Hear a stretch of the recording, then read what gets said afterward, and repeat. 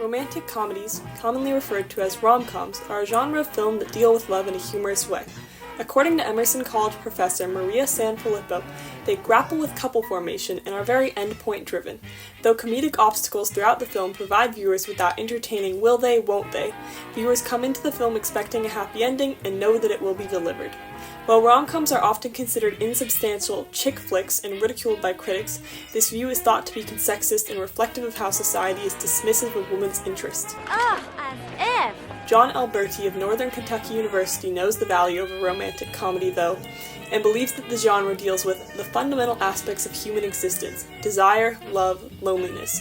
As well as being timeless feel-good movies, romantic comedies can offer a glimpse into each generation's views on love and relationships.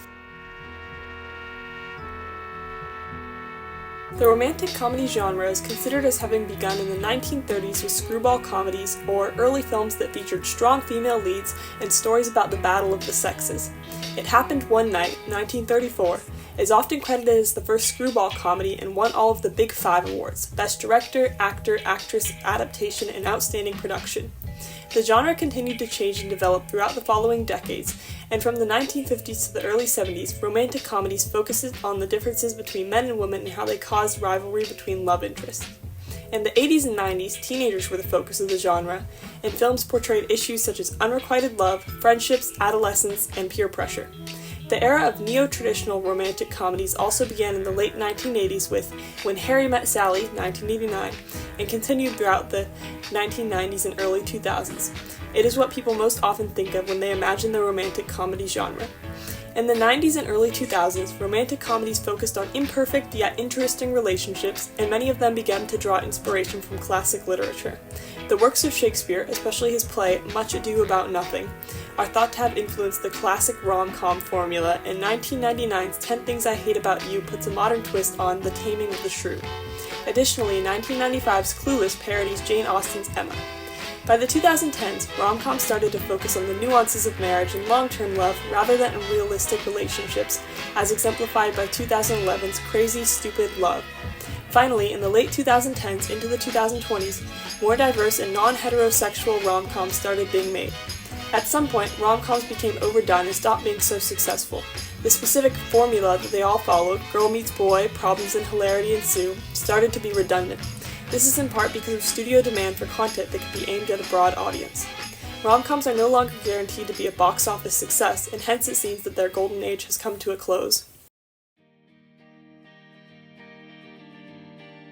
In the early ages of romantic comedies, the genre was dominated with screwball comedies that illustrated romance in a modern way. It Happened One Night is a prominent film from this era that not only dominated the Academy Awards but also perfectly exemplified the idea of unsentimental love. Where witty dialogue and sophistication within the characters' interactions defined the decade, directors such as Frank Capra, Gregory LaCava, Leo McCarey, and George Stevens provided the age with its best pictures. This age was extremely star-driven, and people were going to the theater to see their favorites.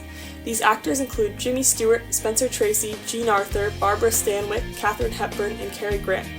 Another prominent film that reflected the authoritative and confident role of women from the screwball era is His Girl Friday, notable for its rhythm of speech and character arcs reflecting the socio-economic climate. In the 1950s, stars were of even more importance, with actors such as Doris Day and Rock Hudson dominating the scene, with directors such as Billy Wilder and Frank Tashlin behind the camera. One prominent film from this period is Some Like It Hot, dealing with the way the different sexes interact on a daily basis while pushing the limits of what society would tolerate on the screen.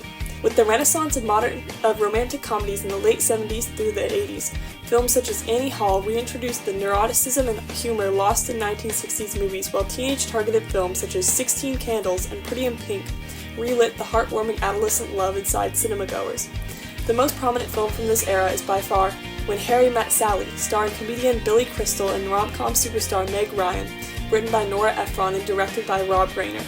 This film allowed for men and women to learn things about the opposite sex that they may have never learned before, reinventing old screwball tropes, witty dialogue with modern takes on sexuality and gender. The romantic comedies of our modern era, spanning from the 90s to present day, are what the everyday person might be more familiar with cult classics such as Clueless, 10 Things I Hate About You, and How to Lose a Guy in 10 Days still remaining adored in pop culture. In the past few years, more diversity has consumed the screen with films such as Crazy Rich Asians and Love, Simon, providing stories for minority groups and different sexual orientations, broadening the horizon for what a romantic comedy can be. What keeps us in love with love? Is it the quirky and relatable meet-cutes that we see at the beginning of every romantic comedy, the situations we imagine in our heads presented on the silver screen? Or is it the reveals of the big lie, the details that our love interests keep behind the curtain to avoid jeopardization of their true love? Regardless, there are characteristics that have persisted throughout this genre that simply just make romantic comedy so lovable. One of the most prominent characteristics of this genre is the grand gesture or the final confession of love. Whether it is Julia Roberts stating, "I'm also just a girl standing in front of a boy, asking to love her," or Billy Crystal declaring, "When you realize you want to spend the rest of your life with somebody, you want the rest of your life to start as soon as possible." It is impossible not to smile a little when declarations of love win back one's soulmate. Another characteristic prominent in this genre is the obstacles in the way of true love, whether this be miscommunication or external circumstances that impede the relationship of our two protagonists. Rom-coms are also defined by their witty banter, the constant catch and throw of dialogue that engages the audience through humor and obvious displays of compatibility from each of the protagonists. This rhythm of speech causes a world to form for these characters, allowing for this illusion that these two are meant to be the perfect pair to be built even further. From a cinematic lens, romantic comedies are often shot with high-key lighting to maintain the lighthearted tone of love, only using darkness of shadows when the director truly wants to emphasize the desperation of lost love. In addition, romantic comedies often utilize music to provide a warm tone, an inviting atmosphere, and a fun movie-going experience, using musical elements to hone in on certain emotions. The most important cinematic element of romantic comedies is the montage, the short clips through romantic life that emphasize the peaceful, tranquil, and happy lives of the protagonists to solidify in the audience's mind that these two are meant to be.